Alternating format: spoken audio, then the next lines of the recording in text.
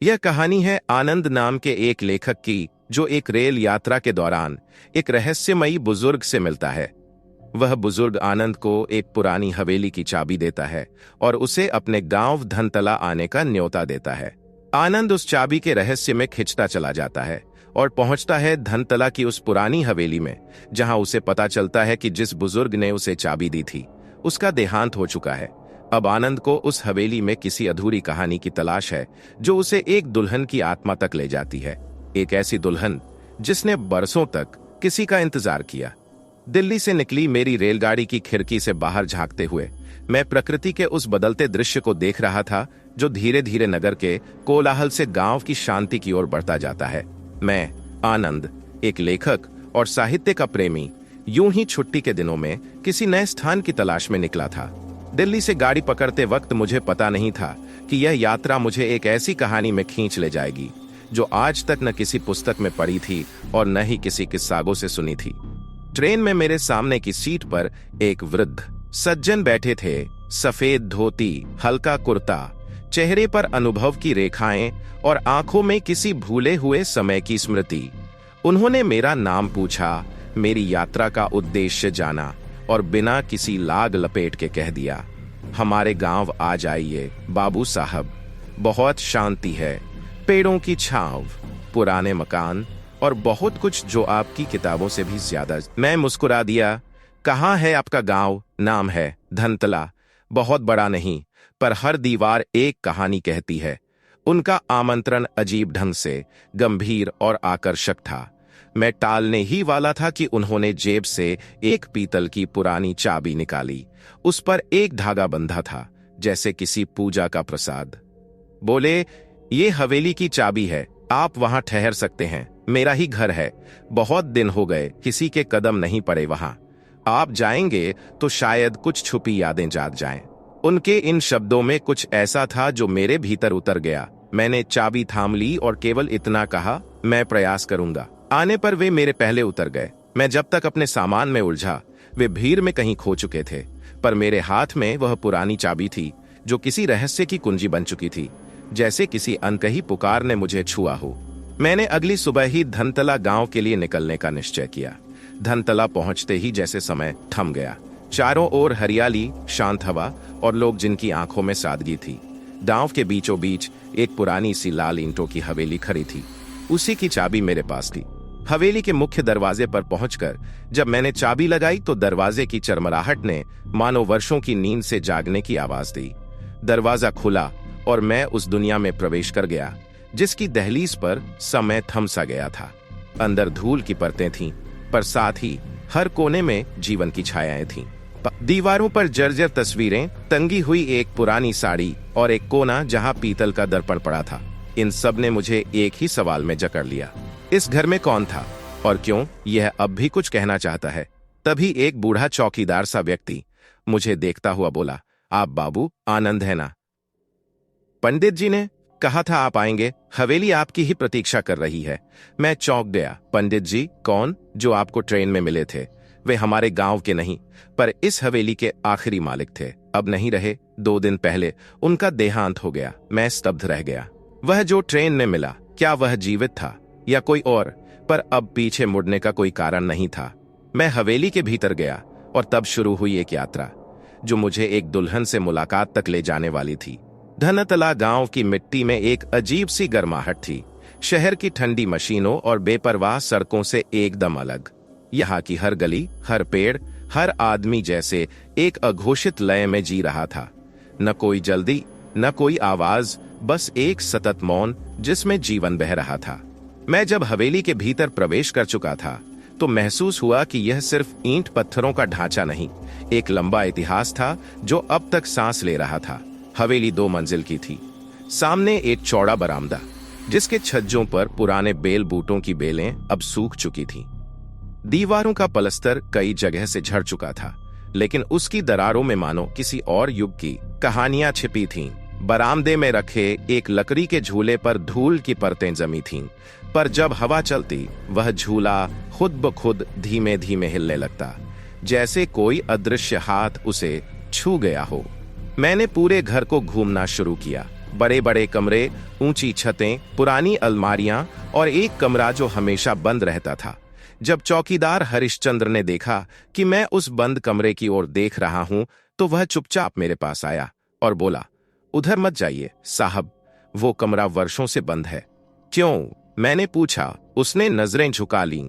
कहा जाता है वहां कोई है जो आज भी इंतजार कर रहा है। कौन? मेरा स्वर धीमा था। दुल्हन। उसके होंठ कांप गए, फिर वह तुरंत मुड़कर चला गया। मेरे रोंगटे खड़े हो गए। मैं लौटकर नीचे के कमरे में आया। अंदर एक किताबों की अलमारी थी। किताबें उर्दू, बांग्ला, संस्कृत और अंग्रेजी में थीं। एक कोने में पुरानी तस्वीरें थीं, जिनमें एक लड़की की मुस्कुराती छवि साफ दिखाई दे रही थी। माथे पर बिंदी, आंखों में संकोच और ओठों पर कोई अनकहा वादा। क्या यही है दुल्हन? मैंने खुद से पूछा। मैंने तस्वीर को उल्टा किया। पीछे कुछ लिखा था, शुभा 15 फाल्गुन 1939। एक और फ्रेम में 2 नाम लिखे थे, शुभा और शशांक। यह नाम कहानी के पहले पात्र की तरह लगते थे। शायद यही वो दोनों लोग थे जिनके कारण यह हवेली आज भी जिंदा थी। शाम होते ही हवेली पर एक रहस्यमयी सन्नाटा छा गया। गांव के लोग दूर से हवेली को देखते, पर कोई पास नहीं आता। हरिश्चंद्र तो शाम ढलते ही अपने घर लौट गया था। मैं अकेला था उस बड़ी हवेली में, जो अब केवल मुझसे बात कर रही थी। रात के खाने के बाद मैं पुराने पलंग पर लेट गया। बाहर हवा की साएं साएं साएं सुनाई दे रही थी और कभी कभी दीवारों से कुछ गिरने की आवाजें आती थीं। आधी रात के करीब अचानक सीढ़ियों पर किसी के कदमों की आहट सुनाई दी। धीरे धीरे नपे तुले कदम। मैंने खुद को संयत किया और उठकर दरवाजा खोला, पर कोई नहीं था। बस एक साड़ी का पल्लू सीढ़ियों पर पड़ा था, पुराना, पटा हुआ, लेकिन उसमें हल्की सी खुशबू थी, जैसे किसी नई दुल्हन के श्रृंगार की। मैंने वह पल्लू उठाया और मन ही मन महसूस किया, यह कहानी अब सिर्फ इतिहास नहीं, अब मेरी अपनी बन चुकी है। अगली सुबह हवेली की दीवारें मुझे अब पहले जैसी वीरान नहीं लगीं। अब ऐसा लग रहा था जैसे वे कुछ कहना चाह रही हों, जैसे किसी की दबी हुई पीड़ा अब मेरे माध्यम से बाहर आने को आतुर हो। मैंने दिन की शुरुआत उसी पुराने कमरे से की, जहां कल रात मैंने वो साड़ी का पल्लू पाया था। सुबह की धूप खिड़कियों से छनकर अंदर आ रही थी और दीवारों पर रखे चित्रों को जीवंत बना रही थी। हर तस्वीर जैसे बोल उठी हो। एक मेज पर कई पुरानी तस्वीरें बेतरतीब ढंग से रखी थीं, कुछ धुंधली, कुछ स्पष्ट, लेकिन सब में एक चीज समान थी। शुभा वही लड़की जिसे मैंने कल तस्वीर में देखा था, कभी अकेली बैठी झूले पर, कभी किसी छोटी बहन के साथ बागीचे में, कभी तुलसी के पास दीप जलाते हुए। इन सब में एक तस्वीर ऐसी थी जिसने मुझे भीतर तक हिला दिया। उसमें शुभा सजी संवरी बैठी थी, लाल बनारसी साड़ी में, मांग में सिंदूर और आंखों में इंतजार। उसके ठीक पीछे एक अधूरी कुर्सी थी, खाली। शायद यही थी शादी की तस्वीर, जिसमें दूल्हा कभी नहीं आया। हरिश्चंद्र, जो सुबह फिर हाजिर था, मुझे देखता रहा। मैंने इशारे से बुलाया, हरिश्चंद्र, क्या तुम इस लड़की को जानते हो? इसका नाम शुभा था। उसने सिर झुका दिया। हाँ साहब, सब जानते हैं। पर कोई बोलता नहीं। क्यों नहीं? क्योंकि उसकी कहानी अधूरी है और अधूरी चीजें गांव में डर बन जाती हैं। मैंने उसे बैठने को कहा। फिर धीरे धीरे वह बोलने लगा, मानो वर्षों बाद कोई बंधा हुआ शब्द बाहर निकल रहा हो। शुभा बाबूजी की इकलौती बेटी थी, बहुत सुंदर, बहुत सीधी। उसकी शादी तय हुई थी शशांक बाबू से, जो कोलकाता में वकालत पढ़ते थे। दोनों परिवार राजी थे, सब कुछ तय था, लेकिन शादी वाले दिन बारात आई ही नहीं। क्यों? मैंने पूछा। हरिश्चंद्र की आंखें भर आईं। कोई नहीं जानता। कुछ कहते हैं शशांक बाबू को रास्ते में कुछ हो गया, कुछ कहते हैं उन्होंने इनकार कर दिया, लेकिन सबसे ज्यादा डरावनी बात यह थी कि उसके बाद शुभा ने अपने कमरे का दरवाजा कभी नहीं खोला। मैं स्तब्ध था। वो कमरे में बंद रही, बिना किसी से बोले, बिना बाहर निकले। किसी ने खाना छोड़ा, वही खा लिया, नहीं तो भूखी रही। एक दिन पता चला कि वो नहीं रही, और तब से ये हवेली वैसी ही है।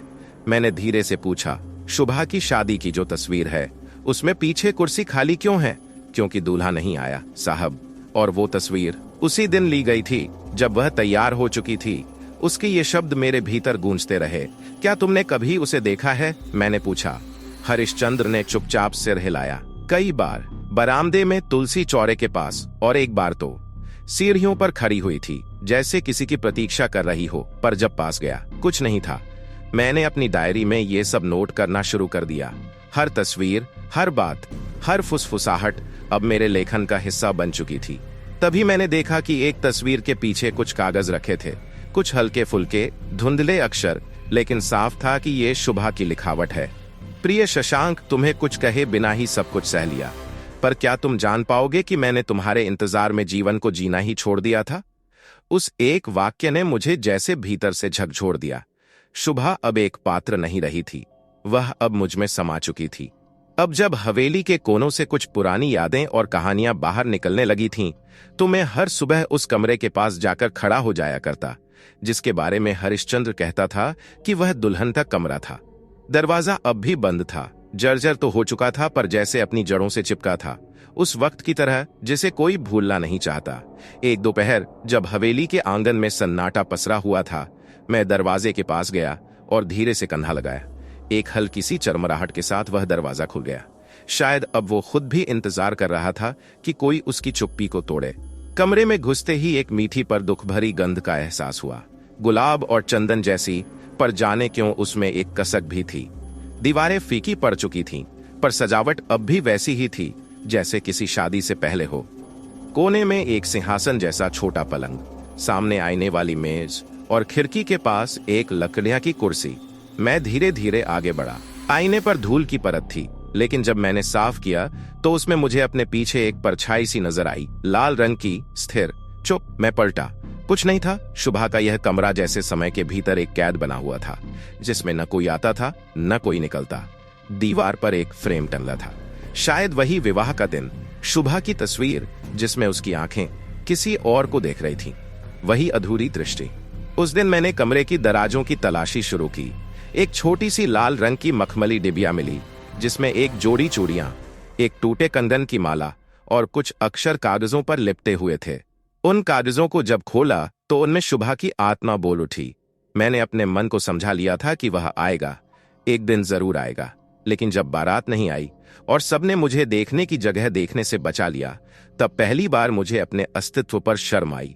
पिता ने दरवाजा बंद कर दिया, कह दिया कि अब यह बेटी पराई नहीं रही, पर किसी की भी नहीं रही। और मैं कमरे में बैठी रही, इंतजार करती रही, अपने ही भीतर मरती रही। क्या दुल्हन सिर्फ सजने के लिए होती है, या वह भी इंसान होती है जिसे चोट लगती है, आंसू आते हैं और वो भी भूलना चाहती है? मैं अवाक था। ऐसा लग रहा था जैसे ये शब्द नहीं, सिसकियां हैं जो वर्षों से किसी ने सुनी ही नहीं। उस रात जब मैं कमरे में बैठा था तो हवा ने खिड़की को हिला दिया, पर्दा उठने लगा और फिर खिड़की के बाहर वही परछाई, लाल साड़ी में बिंदी चमकती हुई, आंखें मेरी ओर देखती हुई। मैं भागा नहीं, बस वहीं खड़ा रहा, क्योंकि अब डर नहीं था, केवल दुख था। वह स्त्री, वह दुल्हन जिसकी पूरी दुनिया उसी कमरे में सिमट गई थी, अब मेरी लेखनी का हिस्सा बनने को तैयार थी।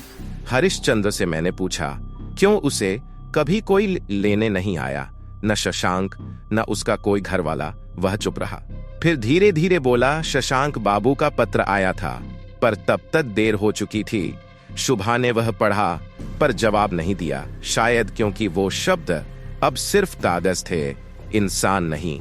मैंने वह पत्र भी देखा जो हवेली के पिछले हिस्से में एक संदूक में रखा था। शुभा, मैं आ नहीं सका, पर विश्वास करो मेरा मन वहीं था। मेरे पिता ने जबरदस्ती मुझे कहीं और बांध दिया और मैं कुछ नहीं कर सका। अगर समय कभी लौटे तो मैं फिर आऊंगा, सिर्फ तुम्हारे लिए। लेकिन समय कभी नहीं लौटता। अब यह हवेली, यह कमरा और शुभा की कहानी मेरे हाथों में थी। उसकी चुप्पी को आवाज देनी थी। शुभा की कहानी अब मेरे लिए केवल एक रहस्य नहीं, बल्कि एक जीवन की अधूरी पुकार बन गई थी। जैसे जैसे मैं उसके बारे में जानता गया, वैसे वैसे मुझे एहसास हुआ कि यह केवल एक लड़की का व्यक्तिगत दुख नहीं था, यह उस पूरे समाज की पीड़ा थी जो अपने ही बनाए नियमों में स्त्री को बंधन बना देता है। धनतला गांव भले शांत था, लेकिन हर जुबान पर ताले लगे थे। लोग शुभा का नाम लेने से कतराते थे। हरिश्चंद्र जैसे इक्का दुक्का पुराने लोगों को छोड़ दें तो बाकी सबने मानो तय कर लिया था कि उस हवेली और उसमें बसी आत्मा का कोई अस्तित्व नहीं। मैंने एक दिन गांव के बुजुर्गों से बातचीत की, मंदिर के पुजारी से और एक वृद्धा से जो कभी शुभा की सखी हुआ करती थी। धीरे धीरे कुछ परतें खुली। शादी के दिन जब बारात नहीं आई तो गांव में कोहराम मच गया था। सम्मान, इज्जत, मर्यादा, इन शब्दों का ऐसा बोझ शुभा पर डाला गया कि उसकी सांसें भी अपराध लगने लगीं। पिता ने दरवाजा बंद कर दिया, रिश्तेदारों ने मुंह मोड़ लिया और समाज ने नाम पर दाग लगा दिया, जैसे वह दुल्हन नहीं कोई श्राप बन गई हो। उस वृद्धा ने रोते हुए कहा, शुभा ने किसी को दोष नहीं दिया, न शशांक को, न पिता को, न भगवान को, पर वह हर रात अपने तकिए में भीगती रही। वह दुल्हन बनी तो थी, पर कभी पत्नी नहीं बन सकी, और समाज ने उसे स्त्री भी नहीं रहने दिया। मुझे महसूस हुआ यह कहानी हर गांव की हो सकती है। हर घर में एक शुभा छिपी हो सकती है, जिसे उसकी इच्छा के विरुद्ध किसी शब्द, किसी चुप्पी या किसी डर में कैद कर दिया गया है। शुभा की व्यथा केवल अधूरी शादी नहीं थी, वह समाज की उस सोच की शिकार थी जहां लड़की की पहचान केवल विवाह से जुड़ी होती है। शादी टूटे तो उसकी आत्मा टूट जाती है, और फिर वह या तो कमरे में कैद हो जाती है या आत्मा बनकर भटकती रहती है, जैसे शुभा। हवेली की हर दीवार अब जैसे बयान दे रही थी, पुराने पलंग की लकड़ियां चिटकती, जैसे कह रही हों, यहां एक स्त्री थी जिसे जीने नहीं दिया गया। हरिश्चंद्र ने मुझे बताया कि शुभा ने अंत में खाना पीना त्याग दिया था। उसने किसी को दोष नहीं दिया, बस धीरे धीरे खुद को इस दुनिया से दूर कर लिया। एक दिन बस सो गई और फिर कभी नहीं उठी। उस दिन हवेली के ऊपर बहुत गहरा बादल छा गया था, बिजली गिरी थी और लोगों ने कहा कि उसकी आत्मा आजाद नहीं हो सकी। तभी से उस कमरे में रात को किसी के चलने की आवाजें आती, दरवाजे अपने आप खुलते बंद होते और तुलसी चौरे के पास किसी के गुनगुनाने की ध्वनि सुनाई देती। मैंने उस रात शुभा की तस्वीर के सामने दिया जलाया और अपने मन में यह प्रण लिया कि मैं उसकी कहानी को चुप नहीं रहने दूंगा। समाज ने भले उसकी आवाज को दबा दिया, पर अब मेरी लेखनी उसे न्याय दिलाएगी। मैंने डायरी खोली और लिखा, एक लड़की जो दुल्हन बनी पर पत्नी नहीं, एक स्त्री जो सांसें लेती रही पर जिंदा नहीं थी, एक आत्मा जो छटपटाती रही पर सुनी नहीं गई। हवेली की खामोशी अब मेरे लेखन की आवाज बन चुकी थी। मैं अब जान चुका था कि अगला कदम क्या है। मुझे शुभा की उस यातना को, उस सामाजिक अन्याय को उजागर करना है जो केवल एक परिवार की नहीं, पूरे समय की त्रासदी थी। शुभा का जीवन जैसे एक ही वाक्य में सिमट गया था, वह आएगा। यही विश्वास, यही भ्रम, यही एक आशा उसे सांसें देता रहा और अंततः यही उसकी सबसे गहरी पीड़ा बन गया। हवेली के उस पुराने कमरे में जब मैं बैठा करता था तो दीवारों पर धूप की परछाइयां कुछ इस तरह गिरती थीं, जैसे कोई दुल्हन सजे हुए मंडप में दूल्हे की राह देख रही हो। हर सुबह की पहली किरण खिड़की से होकर अंदर आती और शुभा के पलंग के सिराने पर ठहर जाती, जैसे किसी अनदेखे इंतजार की गवाही दे रही हो। हरिश्चंद्र ने एक दिन बताया कि शुभा हर दिन तैयार होती थी, अपनी साड़ी पहनती, बालों में गजरा लगाती और खिड़की के पास बैठ जाती। लोग कहते कि वह पागल हो चुकी है, पर वह पागल नहीं थी। वह केवल प्रतीक्षा कर रही थी उस व्यक्ति की जिसने कभी कहा था, मैं लौटूंगा। शशांक का नाम अब तक मेरे लिए केवल एक पत्र में लिखा हुआ एक नाम था, लेकिन जब मैंने उस संदूक को पूरी तरह खंगाला तो उसके नीचे एक और कागज मिला, एक तार जो शायद विवाह वाले दिन ही आया था। माता गंभीर अवस्था में है, बारात संभवतः 2 दिन विलंबित होगी, कृपया विवाह को टालें। यह तार शायद पिताजी ने छिपा लिया था, या शायद उन्होंने विवाह की इज्जत को इंसान से बड़ा समझा। शुभा को कभी नहीं बताया गया कि शशांक का आना स्थगित हुआ है, न कि अस्वीकार। वह तो बस यही जान पाई कि बारात नहीं आई, और जब कारण पूछा तो हर किसी की जुबान पर ताले थे। उसने सवाल करने बंद कर दिए, पर अपनी आत्मा को रोक नहीं सकी। उसका मन हर दिन दरवाजे की ओर देखता रहा। हर बार किसी घोड़े की टाप सुनते ही उसकी आंखें चमक उठती। शायद आज वह आ गया हो। गांव के बच्चों ने बाद में बताया कि जब वे खेलते हुए हवेली के पास आते थे तो ऊपर की खिड़की से कोई औरत झांकती थी, हाथ हिलाती, मुस्कुराती, पर जब वे ऊपर दौड़ कर आते तो खिड़की बंद होती और सन्नाटा फैल जाता। प्रतीक्षा की यह पीड़ा कोई 2 दिन, 2 महीने नहीं, बल्कि वर्षों तक चली। और एक दिन शुभा ने खाना त्याग दिया। हरिश्चंद्र के शब्दों में उसने कहा था, अब मुझे भूख नहीं लगती, मैं अपना 16 श्रृंगार कर चुकी हूं, अब सिर्फ उसका इंतजार है। वह अंतिम रात बेहद शांत थी। हवेली में हल्की बारिश हो रही थी।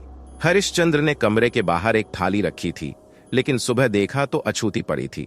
दरवाजा जब खोला गया तो शुभा अपनी जगह पर बैठी थी, वही लाल साड़ी, वही चूड़ियां, वही बिंदी, पर उसकी आंखें अब बंद थीं। वह उस स्थिति में विदा हो चुकी थी जैसे किसी ने सच में आकर उसे विदा कर दिया हो। गांव वालों ने उसके शव को नहीं देखा। पिता ने उसका अंतिम संस्कार हवेली के भीतर ही करवाया और तब से वह कमरा बंद कर दिया गया। जब मैं उस जगह गया जहां शुभा की राख को दबाया गया था, तुलसी चौरे के पास, तो वहां अब भी हर शुक्रवार एक लाल गुलाब रखा होता था। मैंने हरिश्चंद्र से पूछा, ये कौन रखता है? उसने धीमे से कहा, शायद शशांक बाबू जब जब आते हैं। मैं चौंक गया। क्या वह अब भी जीवित हैं? शायद उनकी आत्मा भी अब यहीं कहीं भटक रही है। मैं सोच में डूब गया। प्रेम का यह कौन सा रूप है जिसमें दोनों ने एक दूसरे से कुछ नहीं कहा लेकिन अपनी जिंदगी कुर्बान कर दी। इस दर्दनाक प्रेम की पराकाष्ठा वही थी, प्रतीक्षा, निःशब्द, निरंतर और अंतहीन प्रतीक्षा, जो किसी आत्मा को बांधकर रख सकती है। शुभा की कहानी को जितना जानता गया उतना ही एक प्रश्न मेरे भीतर गहराने लगा। क्या शशांक सच में आया था? और यदि हां, तो क्यों नहीं मिला? क्या उसने कभी शुभा से मिलने का प्रयास नहीं किया, या फिर भाग्य ने उन्हें कभी आमने सामने होने ही नहीं दिया? हरिश्चंद्र की बताई गई बात कि आज भी किसी शुक्रवार को तुलसी चौरे पर लाल गुलाब रखा जाता है ने मुझे बेचैन कर दिया था। एक रात जब शुक्रवार था, मैंने निर्णय लिया कि उस गुलाब को रखने वाले को खुद देखूंगा। मैं तुलसी चौरे के पास कुछ दूरी पर बैठा रहा, अंधेरे में छुपा हुआ। चारों ओर सन्नाटा था, केवल रात की टिठराहट और हवेली के अंदर से आती धीमी खड़खड़ाहट सुनाई दे रही थी। अचानक आधी रात के करीब हवेली के पिछले दरवाजे से एक साया बाहर आया। उम्रदराज, परंतु चाल में अब भी ठहराव और सम्मान। उसने झुककर तुलसी के पास एक लाल गुलाब रखा, माथा टेका और वापस जाने लगा। मैंने धीमे स्वर में कहा, शशांक बाबू। वह थम गया, फिर बिना मेरी ओर देखे बोला, कभी नाम मत लो जिससे जीवन में केवल मौन मिला हो। मैंने धीरे से पूछा, आपने शुभा को छोड़ा क्यों? उसने लंबी सांस ली। मैंने नहीं छोड़ा। मेरी मां अंतिम सांसों पर थी। मेरे पिता ने विवाह रोकने का आदेश दिया। तब मैं एक बेटा था, प्रेमी नहीं। जब लौटा तब तक सब समाप्त हो चुका था। आपने उसे खोजा नहीं? खोजा, पर जब गांव आया तो दरवाजा नहीं खुला, और जब खुला तब वह नहीं रही। तब से हर शुक्रवार आता हूं ताकि शायद वह मुझे क्षमा कर दे।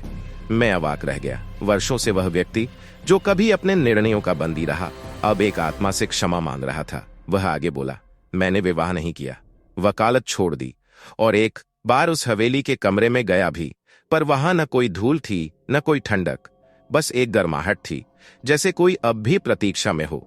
मैंने पूछा, क्या आपने उसे देखा? उसकी आंखों में एक चमक आई। हां, खिड़की के पास खड़ी थी, मुस्कुरा रही थी। बोली नहीं, पर उसकी आंखों ने कह दिया, अब देर नहीं, अब मिलना होगा। और तब से मैं हर शुक्रवार आता हूं, शायद वह फिर से दिख जाए। मैंने सिर झुका लिया। अब कहानी पूरी होने लगी थी, पर यह समापन नहीं था। यह अनंत था, यह अनंत था। शशांक के जाने के बाद मैं देर तक वहां बैठा रहा। मैं सोच रहा था कि प्रेम कैसा होता है, जो न साथ पा सके, न भूल सके, और न ही किसी और से बंध सके। यह एक ऐसा प्रेम था जिसे कभी छुआ नहीं गया, कभी बोला नहीं गया, परंतु वह आज भी जीवित था। उस गुलाब की पंखुड़ियों में, हवेली की दीवारों पर, और उन शब्दों में जो शुभा ने अपने अंतिम पत्र में लिखे थे, अगर तुम लौटो कभी तो मुझे दोष मत देना। मैंने जीवन नहीं जिया, बस तुम्हारे लौटने की कल्पना की। वह प्रेम जो समय से परे था, जिसमें शरीर तो मिट गया पर आत्मा अब भी इंतजार में थी। मैंने उस रात अपनी डायरी में लिखा, कुछ प्रेम ऐसे होते हैं जो आंखों से नहीं, आत्मा से होते हैं, जो कहे नहीं जाते पर फिर भी जीवन भर सुनाई देते हैं। अब शुभा और शशांक की कहानी मेरे शब्दों में नहीं, मेरी आत्मा में बस चुकी थी। उस शुक्रवार की रात के बाद हवेली की हवा कुछ और हो गई थी, जैसे वर्षों से रुकी सांस अब धीरे धीरे बहने लगी हो। शुभा और शशांक की अधूरी प्रेम कथा का भार इस हवेली ने जिस तरह अपने कंधों पर उठाया था, अब शायद वह धीरे धीरे मुक्त होने को थी। लेकिन एक आखिरी रात अभी शेष थी, जब कुछ अनकही बातें कहनी थीं, कुछ आत्माएं बोलनी थीं। रात के लगभग 11 बजे का समय था। मैं अपनी डायरी लिख रहा था, तभी बरामदे से एक धीमी धीमी छनकती सी आवाज सुनाई दी, चूड़ियों की। पहले तो लगा कि भ्रम होगा, लेकिन जब वह आवाज दोबारा आई तो मेरा शरीर थरथरा उठा। मैंने धीमे से दीपक जलाया और कमरे से बाहर निकला। बरामदे में कुछ भी नहीं था, पर हवेली की छतों पर एक अजीब सी चमक थी, जैसे कोई बहुत हल्की सी चांदनी अंदर तक आ रही हो। मैं आहिस्ता आहिस्ता सीढ़ियों की ओर बढ़ा, जहां उस रात भी मुझे किसी के कदमों की आहट सुनाई दी थी। सीढ़ियों के मोड़ पर एक लाल साड़ी का सिरा दिखा। बहुत ही हल्का, जैसे हवा से बना हो। मैं धीरे धीरे ऊपर चढ़ा और जब अंतिम सीढ़ी पर पहुंचा तो सामने की खिड़की खुली हुई थी। सर्द हवा का झोंका अंदर आ रहा था और कमरे में धूप के साथ कुछ और भी बह रहा था। एक उपस्थिति, एक मौन संवाद। और फिर मैंने उसे देखा, शुभा, उसी रूप में जैसा मैंने उसकी तस्वीरों में देखा था। लाल बनारसी साड़ी, मांग में सिंदूर, हाथों में चूड़ियां और पांव में झांझर की धीमी सी ध्वनि। वह खिड़की के पास खड़ी थी, उसी जगह जहां से वह हर दिन शशांक की राह देखा करती थी। मेरी आंखें खुली थीं। यह सपना नहीं था। उसने मेरी ओर देखा और उसकी आंखों में कोई डर नहीं था, बस एक शांति थी, एक स्वीकार, जैसे वह जान गई हो कि अब उसकी बात कोई सुनने वाला है। मैं कुछ कहने ही वाला था कि वह धीरे धीरे पलटी और कमरे की ओर बढ़ गई। उसका पल्लू जमीन पर रेंगता रहा, जैसे बीते वर्षों की स्मृतियां उस पर लिपटी हों। मैं उसके पीछे गया। वह कमरे के केंद्र में ठिठकी। वहां एक पुराना शीशा था। वह उसके सामने खड़ी हुई और अपने माथे का सिंदूर ठीक किया। फिर उसने मेरी ओर देखा और पहली बार मुझे लगा जैसे वह बोल रही हो, कह दो उसे कि अब मैं इंतजार नहीं करती, अब मैं उसे क्षमा कर चुकी हूं। अब मुझे बंधन से मुक्ति चाहिए, क्योंकि इंतजार सिर्फ शरीर करता है, आत्मा नहीं। मेरे होंठ कांप गए। मैं कुछ कह नहीं पाया। वह मुस्कुराई, वैसी ही शांत, वैसी ही निशब्द मुस्कान, जैसे वर्षों पहले विवाह की सुबह उसने आईने में की थी। और फिर वह जैसे धूप की किरणों में घुल गई। कमरे में एक हल्की सी सौंधी खुशबू फैल गई, गुलाब और चंदन की मिली जुली, ठीक वैसी जैसी शुभा के पत्रों में जिक्र हुआ करता था। मैं देर तक वहीं बैठा रहा। मैंने महसूस किया कि हवेली अब हल्की हो चुकी थी। वर्षों का बोझ उतर गया था। दीवारें अब सूनी नहीं थीं, कमरे अब खाली नहीं थे, क्योंकि वे सब अब कह चुके थे। उस रात मुझे पहली बार ऐसा लगा कि आत्माएं वास्तव में बोलती हैं, बशर्ते हम उन्हें सुनने के लिए मौन हो जाएं। सुबह की पहली किरण हवेली की पुरानी खिड़कियों से भीतर आई और कमरे में एक अपरिभाषित हल्कापन भर गया। वर्षों की स्मृतियों, प्रतीक्षा और पीड़ा के बाद ऐसा पहली बार हुआ था कि हवेली ने खुद को शून्य महसूस नहीं किया। मैं गहरी निद्रा से जागा, लेकिन मन में एक विचित्र शांति थी, जैसे कोई अधूरी यात्रा पूरी हो चुकी हो।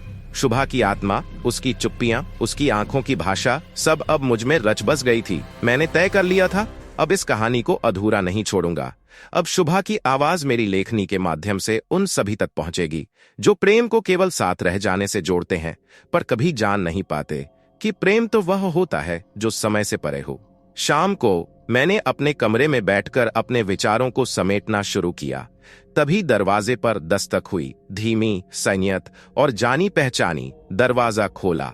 सामने वही वृद्ध व्यक्ति खड़ा था, चेहरा शांत, आंखों में आंसू और एक मुरझाया हुआ गुलाब हाथ में।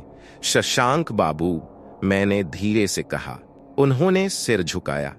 मैं जानता हूं वह आपसे मिली थी। मैं अवाक रह गया। आपको कैसे पता? मैंने पूछा, क्योंकि मैं जानता हूं कि वह अब मुक्ति पा चुकी है। वर्षों बाद पहली बार आज मैंने उसे स्वप्न में नहीं देखा। वह आई थी, मुस्कुराई और बोली, अब मेरी प्रतीक्षा मत करना। शशांक की आंखों से 2 बूंद आंसू ढलक पड़ी। मैंने उसे कभी नहीं छुआ, न हाथ थामा, न विदा ली, लेकिन मेरे भीतर वह आज भी वैसे ही बैठी है, सजी संवरी, आंखों में इंतजार लिए हुए। लेकिन अब वह मुक्त है, मैंने कहा। उन्होंने हौले से सिर हिलाया। हाँ, और अब मैं भी जा सकता हूं। अब जीवन से कोई शिकायत नहीं। मैंने उन्हें भीतर बुलाया। हम दोनों तुलसी चौरे के पास बैठे। वहां पर वह गुलाब रखा गया। शायद इस बार अंतिम बार। हम चुप थे, पर एक मौन संवाद चल रहा था। उनके होठों से सिर्फ एक वाक्य निकला, मुलाकात हो चुकी है, समय से परे, मृत्यु से परे, शब्दों से परे। शाम की रोशनी जब सुनहरी होकर बुझने लगी तो उन्होंने विदा ली। मैं उन्हें जाते हुए देखता रहा और मुझे ऐसा लगा जैसे वह कोई स्थूल शरीर नहीं, बल्कि स्मृति बनकर चल दिए हों। जैसे समय का कोई पुराना पात्र अब पुस्तक के अंतिम पन्ने तक पहुंच चुका हो। उस रात मैंने अपनी डायरी में अंतिम बार लिखा, यह कहानी एक मुलाकात की नहीं थी, यह एक प्रतीक्षा की यात्रा थी। वह दुल्हन जो कभी विवाह मंडप तक नहीं पहुंच सकी, अब अनंत में समाहित हो चुकी है। और वह प्रेमी जिसने अपनी चुप्पी को जीवन भर ढोया, अब मौन में मुक्त हो गया है। धनतला गांव की वो पुरानी हवेली, जहां हर ईंट में एक सांस थी और हर दीवार में एक सिसकी, अब अपने मौन में हल्की हो चुकी थी। बरसों से जो आत्मा वहां बसी थी, न मिलन की न बिछोह की, बस प्रतीक्षा की, अब मुक्त हो चुकी थी। उस सुबह मैं तुलसी चौरे के पास बैठा था। गुलाब की पंखुड़ियां अब भी वहां थीं, लेकिन इस बार वह मुरझाई हुई नहीं, बल्कि कुछ कहती हुई लग रही थीं, जैसे उन्हें अब किसी और की प्रतीक्षा नहीं। मैंने अपनी डायरी के अंतिम पृष्ठ को खोला। शुभा अब कोई नाम नहीं, वह एक प्रतीक बन गई है, उस प्रेम की जो संपूर्ण होकर भी अधूरा रहा, उस स्त्री की जिसने इंतजार को ही जीवन मान लिया, और उस हवेली की जो आज भी प्रेम से भरी हुई है, भले ही खाली दिखाई दे। मैंने अंतिम बार शुभा के कमरे को देखा। वह अब भी वैसा ही था, आईना वहीं, पलंग वहीं, खिड़की वहीं, लेकिन अब उसमें भय नहीं था, अब वहां एक शांति थी। उस रात गांव के मंदिर में दिया जलाकर मैंने प्रण किया कि इस कहानी को अब केवल मेरे पन्नों तक सीमित नहीं रहने दूंगा, इसे दुनिया तक पहुंचाऊंगा, ताकि हर कोई जान सके कि प्रेम केवल साथ रहने में नहीं होता, प्रेम कभी कभी छोड़ देने में भी होता है, और कभी कभी चुपचाप इंतजार करते रहने में। कुछ दिन बाद जब मैं गांव से लौटने को हुआ तो हवेली के बाहर एक बच्चा मेरे पास आया।